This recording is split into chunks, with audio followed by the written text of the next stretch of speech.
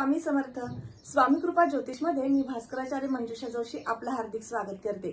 आज आपण जाणून घेणार आहोत मेष राशीच्या जातकांना अर्थात तुम्हाला संपूर्ण जून हा महिना कसा राहणार आहे. या महिन्यामध्ये तुम्हाला कोणकोणत्या महत्त्वपूर्ण गोष्टी करायच्या आहेत, कोणत्या गोष्टीमध्ये विशेष काळजी घ्यायची आहे, तुमचं आरोग्य, शिक्षण, वैवाहिक सौख्य आणि संतती योग अशा सर्व संदर्भातील माहिती इत्थंभूत शास्त्रोक्त पद्धतीने ज्योतिषशास्त्राच्या आधारावर आपण घेत आहोत. चला तर मग माहितीला सुरुवात करूयात. सुरुवातीलाच आपल्या सर्वांना विनंतीपूर्वक सांगू इच्छिते की आजचा हा व्हिडिओ अतिशय खास आहे तुमच्यासाठी, तर नक्कीच तुम्ही तो सुरुवातीपासून शेवटपर्यंत श्रवण करावा. व्हिडिओ जर आवडला तर नक्कीच व्हिडिओला लाईक आणि शेअर करायला अजिबात विसरू नका. तुमची मेष रास आहे. लग्नस्थानाची स्थिती पाहता व्यक्तिमत्वाच्या दृष्टीने तुम्हाला हा महिना आत्मविश्वासाने भरलेला आणि साहसी वृत्ती जागृत करून देणारा असा उत्तम म्हणता येईल. त्याचबरोबर महत्त्वपूर्ण डिसिजन घेण्यासाठी हा महिना अतिशय उत्तम आहे. तुमच्याकडे एखादा निर्णय तुम्ही पेंडिंग ठेवला होता, उद्यावर घातला होता, तर नक्कीच तुम्ही तो या महिन्यात पूर्ण डिसिजन घेऊ शकता आणि निर्णय क्षमता वाढल्यामुळे नक्कीच तुम्ही ते कार्य करू शकाल.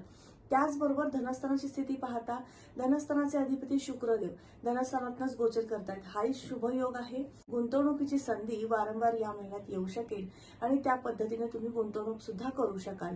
अर्थात धनसंचयाच्या बाबतीमध्ये हा महिना उत्तम आहे. या स्थानावरून आपण कुटुंबाचं सौख्य सुद्धा पाहतो, तर त्या दृष्टीने विचार केला तर तुमच्या कुटुंबामध्ये एखादं मांगलिक कार्य घडून येऊ शकतं आणि त्यासाठी तुम्ही सर्व भावंड किंवा नातेवाईक एकत्र येऊ शकाल. असे शुभ प्रसंगाचा हा महिना म्हणता येईल.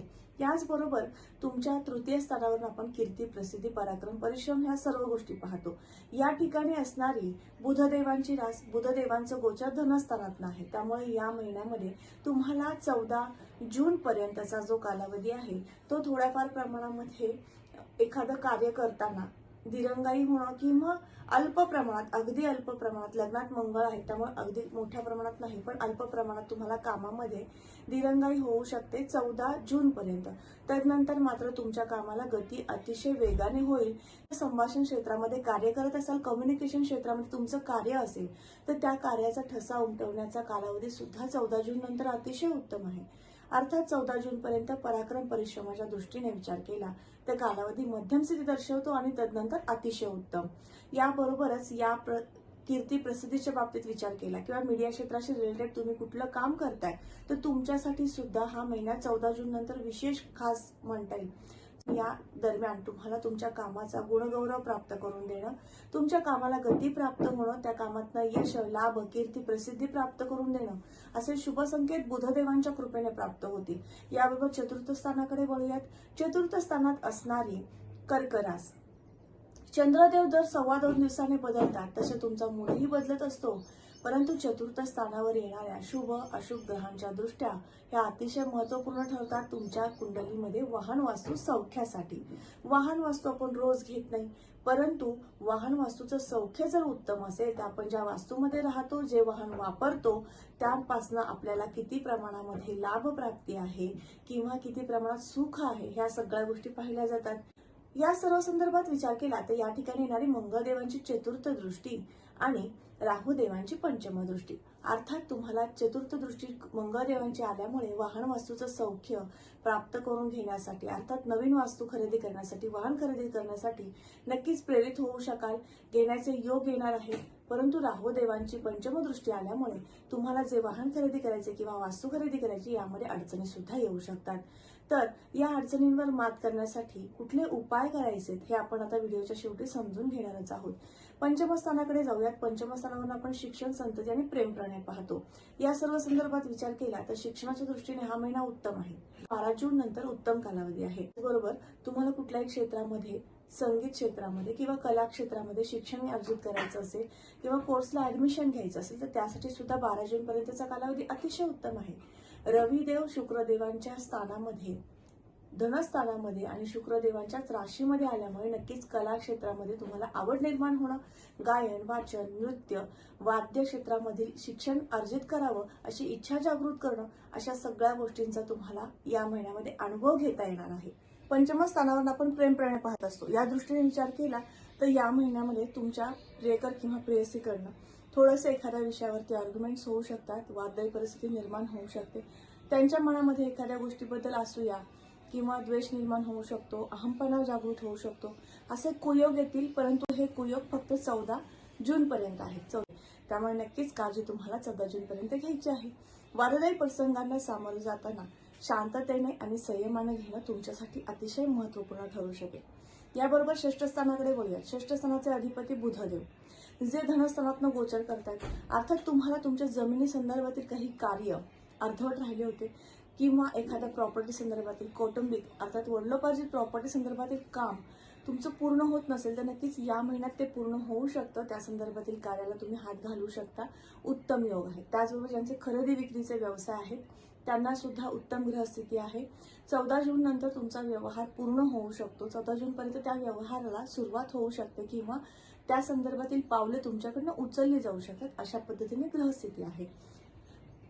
आरोग्याच्या दृष्टीने विचार केला तर हा महिना उत्तम म्हणता येईल, कारण लग्नस्थानाचे स्वामी लग्नस्थानातच आहे. त्यामुळे तुमचा मूड चांगला असणार आहे.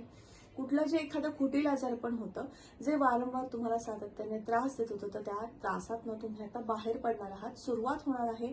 तुम्हाला तो त्रास शमण्यासाठी सुरुवातीचा कालावधी हाच तो जून महिना म्हणता येईल. सप्तम स्थानाकडे वळूयात. सप्तम स्थानाचे अधिपती शुक्रदेव जे धनस्थानातनं गोचर करतायत तुमच्या जोडीदारासमवेत तुमच्या कुटुंबासमवेत तुम्हाला जास्तीत जास्त वेळ व्यतीत करणारा, आनंद देणारा, आनंद प्राप्त करून देणारा असा उत्तम महिना हा महिना म्हणता येईल. त्याचबरोबर तुमच्या जोडीदाराकडनं एखादी आनंददायी वार्ता प्राप्त होऊ शकते. त्यांच्या नोकरी संदर्भात किंवा त्यांच्या उद्योग व्यवसायासंदर्भात एखादी चांगली आनंदाची बातमी तुमच्याकडे पडू शकते. त्यातनं सुद्धा तुम्हाला आनंद प्राप्त होणार आहे. असा शुभ महिना हा म्हणता येईल. अष्टमस्थानाकडे वळूयात. अष्टमस्थानाचे अधिपती मंगळदेव जे लग्नातनं गोचर करतायत हा उत्तम योग म्हणता येईल. अचानक लाभ प्राप्ती संदर्भात एखादं अर्धवट राहिलेलं काम कोर्टासंदर्भातलं असू देत किंवा एखादा वादवदायी प्रसंगासंदर्भातला असू दे ते काम पूर्ण होणार आहे. त्या कामातनं तुम्हाला बाहेर पडता येणार आहे.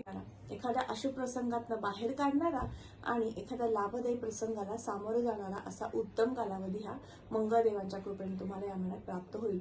तुमच्या राशीपत्रिकेतील 9वं घर ज्यावर आपण भाग्योदय पाहतो आणि करिअरची संधी पाहतो या दृष्टीने विचार केला तर भाग्यस्थानाचे अधिपती गुरुदेव जे राशीपत्रिकेतील दुसऱ्या घरातनं गोचर करत आहे. गुरुदेवांचं हे गोचर थोडंसं अनिष्ट म्हणता येईल, परंतु वृषभ राशीतले गुरुदेव तुम्हाला एखाद्या नवीन कलाक्षेत्रामध्ये कार्य करण्यासाठी किंवा कार्यरत राहण्यासाठी तुम्हाला उत्तेजित करतील. हा शुभ प्रसंग म्हणता येईल. गुरुदेवांच्या कृपेने जे व्यक्ती कलाक्षेत्रामध्ये करिअरसाठी संधी शोधत आहेत त्यांना उत्तम कालावधी आहे. तुम्हाला नक्कीच नोकरीची संधी किंवा त्या क्षेत्रामध्ये व्यवसाय वाढण्याची संधी प्राप्त होणार आहे. हा महिना त्या दृष्टीने अतिशय उत्तम आहे. ज्यांना IT क्षेत्रामध्ये जॉब करायचा आहे, नवीनच तुम्ही तुमच्या कार्याला सुरुवात करताय, नोकरीच्या संधीत तुम्ही आहात तर तुमच्यासाठी सुद्धा हा महिना उत्तम आहे, कारण मंगळदेव लग्नस्थानात आहे. त्यामुळे IT क्षेत्रामध्ये तुम्हाला जॉब नक्कीच लागू शकतो. उत्तम कालावधी आहे. याबरोबरच भाग्यस्थानावरनं आपण यात्रा योग आणि आध्यात्मिक प्रगती पाहतो. त्या दृष्टीने सुद्धा गुरुदेवांची कृपा म्हणता येईल. तुम्हाला आध्यात्मिक प्रगतीसाठीचा कालावधी सुद्धा जून महिना उत्तम म्हणता येईल. दशमस्थानाकडे वळूयात. दशमस्थानात असणारी मकर रास शनिदेवांची रास, शनिदेवांचं गोचर लाभातनं होत आहे. यामुळे तुम्हाला या महिन्यामध्ये ज्यांचे तेला संदर्भातील व्यवसाय असतील, लिक्विड संदर्भातील व्यवसाय असतील, कन्स्ट्रक्शन संदर्भातील व्यवसाय असतील, कॉस्मेटिक संदर्भातील किंवा महिलांचे ब्युटी पार्लर संदर्भातील महिला पुरुष वर्गाचे व्यवसाय असतील त्या वर्गाला अतिशय उत्तम कालावधी म्हणता येईल. या व्यवसायांना तुम्हाला वाढ झालेली तुम्हाला जाणून येणार आहे, दिसून येणार आहे. हा महिना उद्योग व्यवसायाच्या दृष्टीने अतिशय शुभ असा म्हणता येईल. किराणा माल या संदर्भातील व्यावसायिक वर्ग सुद्धा सुखावणार आहे. अतिशय उत्तम कालावधी तुमच्यासाठी सुद्धा आहे. आर्थिक लाभाच्या दृष्टीने विचार केला तर या महिन्यामध्ये मोठ्या प्रमाणात लाभ प्राप्त होणार आहे. उद्योग व्यवसायातनं, नोकरीतनं आणि नवीन संधी प्राप्त झाल्यामुळे तुम्हाला गुंतवणुकीची सुद्धा संधी, या उद्योग व्यवसायातनं येणाऱ्या पैशातनं एखाद्या नवीन ठिकाणी गुंतवणूक करण्याची संधी सुद्धा प्राप्त करून देण्यासाठी शनिदेवांची विशेष कृपा, कारण शनिदेव लाभात गोचर करतायत त्यामुळे नवनवीन संधी उपलब्ध करून देतील. ज्यांचा शेती हा प्रामुख्याने व्यवसाय आहे आणि त्याला जोड व्यवसाय तुम्हाला करायचा असेल तर या महिन्यात तुम्ही सुरू करू शकता. शेतीला पूरक असे जोड व्यवसाय तुम्ही या महिन्यात सुरू केले तर नक्कीच तुम्हाला त्या व्यवसायामध्ये लाभ मोठ्या प्रमाणात जाणून येऊ शकतो. याचबरोबर खर्च स्थानाकडे वळूयात. आता खर्चाच्या दृष्टीने विचार केला तर खर्च स्थानात असणारी गुरुदेवांची रास, गुरुदेव धनस्थानात आहेत. अर्थात तुमच्या कुटुंबाच्या सौख्यासाठी, कुटुंबातील इतर सदस्यांच्या आनंदासाठी तुम्हाला या महिन्यात खर्च करण्याचे नक्कीच योग येतील. त्यांच्या आनंदासाठी तुम्ही विशेष प्रयत्न आणि खर्च या महिन्यात करू शकाल. तर आता आपण सगळ्यात महत्वाची आहे ती उपासना, कारण चतुर्थ स्थानावरती येणारी राहुदेवांची पंचम दृष्टी आणि मंगळदेवांची चतुर्थ दृष्टी, यामुळे तुम्हाला वाहन वस्तूचं सौख्य प्राप्त होणार आहे, पण अडचणी येणार आहेत. तर यासाठी काय करायचं ते जाणून घेऊयात. तर तुम्हाला या संपूर्ण महिनाभरामध्ये गणपती स्तोत्र वाचन करायचं आहे. रीम राहवे नमः हा जप 108 वेळा रोज करायचा आहे. या 2 उपासनेमुळे तुम्हाला नक्कीच तुमच्या कार्यामध्ये यश प्राप्त होणं, आनंद उत्साह प्राप्त होणं, या शुभ गोष्टी नक्कीच तुमच्या जीवनात घडून येऊ शकते. तर आज आपण संपूर्ण जून 2024 हा महिना मेष राशीच्या जातकांना कसा राहणार आहे याबाबतची माहिती घेतली. त्याचा महत्वपूर्ण व्हिडिओ तुम्हाला कसा वाटला नक्की कमेंट करून सांगा. कमेंटमध्ये श्री स्वामी समर्थ लिहिण्यास अजिबात विसरू नका. जन्मलग्न पत्रिकेप्रमाणे तुम्हाला दैनंदिन जीवनशैली व्यतीत करताना काही अडचणी आहेत, समस्या ज्यात तुम्ही जाताय, जसं की विवाह योग, वास्तू योग या गोष्टींमध्ये तुम्ही त्रस्त झाला आहात, त्यातनं मार्गदर्शनाची आवश्यकता तुम्हाला वाटते, नक्की तुम्ही मला संपर्क करू शकता. माझा संपर्क क्रमांक मी या व्हिडिओच्या डिस्क्रिप्शन बॉक्समध्ये तसंच स्क्रीनवर सुद्धा शेअर करत आहे. व्हॉट्सअपला जाऊन तुमची जन्मपत्रिका किंवा जन्मतारीख, जन्मवेळ, जन्म ठिकाण आणि तुमचं नाव ही माहिती पाठवून तुम्ही ही माहिती नक्कीच घेऊ शकता. पुन्हा भेटणार आहोत अशाच महत्वपूर्ण माहिती सोबत. तोपर्यंत आपली रजा घेते. श्री स्वामी समर्थ. जय जय स्वामी समर्थ. रामकृष्ण हरी.